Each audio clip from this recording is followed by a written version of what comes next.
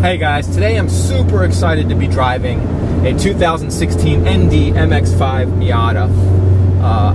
I've always been a big fan of Miatas, and I think really this is the first one that's really intrigued me for a couple of reasons. I daily drove an S2000 for 5 years, and it's really hard converting an S2000 owner over to the Miata world. So I guess for normal people, going right to the Miata is probably the best thing to do. But if you've ever experienced an S2000, I think it's the greatest car ever built. And I don't say that lightly. I think it's, I'll take that back. I think it's one of the greatest cars ever built, right? Especially considering the value. Per dollar, a used AP1 or AP2 is probably the best car money can buy. But the ND is the first Miata that's really kind of intrigued me, and I think a lot of S2000 owners into maybe at least going to test drive one of these, you know? You can't help but compare the two. It's kind of like comparing an Evo to a STI. I mean, everybody's going to do it. Everybody's going to compare them, you know? And I know the tech is a lot newer in the ND, but it's the first one that really stacks up performance-wise. I think it's even faster around certain racetracks, but 0 to 60 in 5.8 seconds, very respectable. Quarter mile, 14.6 seconds. So it's the first Miata that's kind of at least almost as fast as an S2000, and you know, not like horribly slower than an S2000. I think that was the problem a lot of people had. Got decent power, man. It still doesn't have that S2000 snap, right? Like when VTEC kicks in or whatever. You know, S2000s, they kind of actually feel fast in a straight line. Not only do they handle well, and a Mazda, you know, the Miata's never felt fast in a straight line. Although this one's not bad. I don't know that the quoted numbers, I don't know that it feels as fast as the quoted numbers. I don't know that it feels like a 5.8 second to 60 car, but it certainly moves. It's powered by a 2-liter engine. It's 155 horsepower, 148 foot-pounds of torque. I think the biggest difference here between the NC, the previous generation Miata, and the ND is the weight loss. The NCs were about 2,500 pounds, and this one is 23 and change, so almost 200 pounds, which is a big deal considering this one has less horsepower than the NC, but 200 pounds less. It's actually quicker to 60 by about a second. I'm driving a Club Edition, which has a limited slip differential, 17-inch wheels, a strut tower brace, and Bilstein suspension. This one also has the Brembo brake package with the 17-inch BBS wheels that are just a tad lighter than the stock 17-inch wheels, I think a couple pounds or something. But they certainly look cool on this black car. You know, it's kind of murdered out, I guess. Black interior, black wheels, black paint, but looks really, really nice. I love what they did with the design of this car. I think they hit it right on. I was never a fan of the NC, and I think if you go all the way back, a lot of people would say that their least favorite Miata, nothing against the NC, but probably the least liked Miata is the NC. I think the NA first, then the NB, then the NC. The ND has been very well received so far. All the car magazines like it. I love it. I think the shifter's great. The handling, obviously, you know, typical Miata fashion, just very neutral. The ND does have a little bit of body roll, but I think they built that body roll in. The interior is very well laid out. I love the shifter. I wish the steering wheel telescoped. It only tilts up and down. And I wish they did something with the cup holders other than put them behind my elbow. I'd almost rather not have them. They're in a really, really odd spot. But other than the cup holder and the lack of storage, which you kind of expect in a Roadster, there's no glove compartment.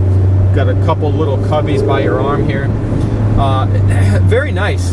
And actually pretty quiet for a convertible. Quieter than my S2000 was inside with the top up. You know, I could daily drive this all day long. Gosh, the shifter is so awesome. It's just so playful, the car.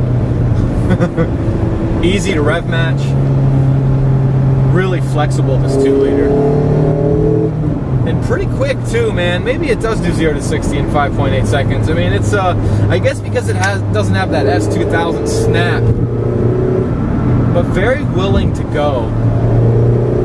Steering communicates really well. Maybe a little disconnected versus the NC, the electronic versus hydraulic steering. But they've dialed it in. I'm not one of those guys that's going to cry about the steering being electronic. I think it's great. This car just begs to be ragged out, man. You got to drive one of these just at like 10 tenths, you know? And that's always been the beauty of the Miata, you know, ever since the NA. It's just, and I think that's what they kept in it, right? They didn't want to give it a bunch of power. They didn't want it to have 200 horsepower. They want you to be flat out in the turns. They want you to have the pedal all the way down through every corner. And that's the fun of this thing. It's just being able to rag it out like this. And it's just so willing, and it wants you to beat on it. You know what I mean? For anyone that hasn't experienced any Miata, I highly recommend you go drive one. I don't care if it's an NA, an NB, an NC, or an ND. Just go get in one of these and you'll see what I'm talking about. They're just, you know, the beauty of driving a slow car fast, right? If you've never experienced that, then you gotta go do it. I mean, this is more fun than a car that does 0 to 60, say, in 3.9 seconds. You know, you can't really use that 3.9 seconds on the street. You can't go flat out through the turns. There's just a simple joy about driving a slow car. But this is not that slow. It's not even that slow. Like 5.8 to 60 just 10 years ago, man, you considered that fast.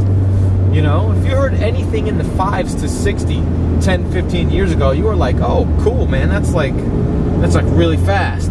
But we're so spoiled now with these 300 horsepower Maximas and whatever else that we kind of go, well, you know, it is what it is. But the car handles so well and it's so willing that you kind of forget about straight line acceleration every time you throw this thing into a turn. The ND is the first Miata I would seriously have a tough time deciding between an S2000 and this car. I think I would really have to drive them both back to back. You know, having driven an S2000 daily for 5 years, I put 100,000 miles on it. You know, every time I got into an NA or an NB or an NC, I loved them, but I would have never considered selling my S2000 or thinking that the Miata was better than the S2000 until the ND. So as far as raw numbers are concerned, you know, I have heard of the NDs being faster, say, around Laguna Seca than a stock S2000, which is amazing, right? But how do they make you feel on the street? How much fun are they on the street? What do they do on the street? I think this one's a little bit more drivable than an S2000. It's a little quieter inside. The shifter is just as good, maybe not as good as the S2000, which still to me is the best shifter ever. The ergonomics are great.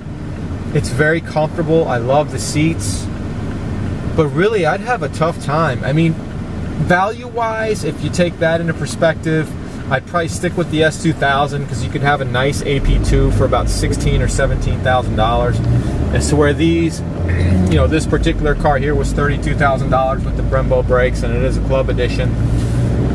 So value-wise, I mean, look, it's not worth twice the money. But if money were no object, which one would I take? I don't know, man. I'm like 50-50. I don't think I can make that decision. It's just, they're both so much fun. You really can't go wrong at all. Definitely has more usable torque around town than an S2000, but not a considerable amount. I mean, it's still only making 148 foot-pounds. Just the way it works, you know, not being so peaky. It's definitely a little bit more usable around town, although I never really thought my S2000 lacked torque. You know, I mean, I know that sounds strange, but I never once considered the S2000 lacking in power or torque. You just drive it differently. You know, it's like a motorcycle. You got to wind it out. And to me, that's part of the charm of the S2000. And one reason why I might pick the S2000 over the ND, you know, this thing is almost, I don't want to say it's sedate, but it's definitely more sedate than an S2000. And, you know, I do appreciate the way the Honda engineers just made that car super, super special that way. You know, it's a trait that no other car has. You know, that horsepower per liter, the 240 horse, the 9,000 RPMs. You don't get that in this car. If I had to choose, I'm gonna go ahead and call it a draw between the ND and the S2000. They're just amazing cars.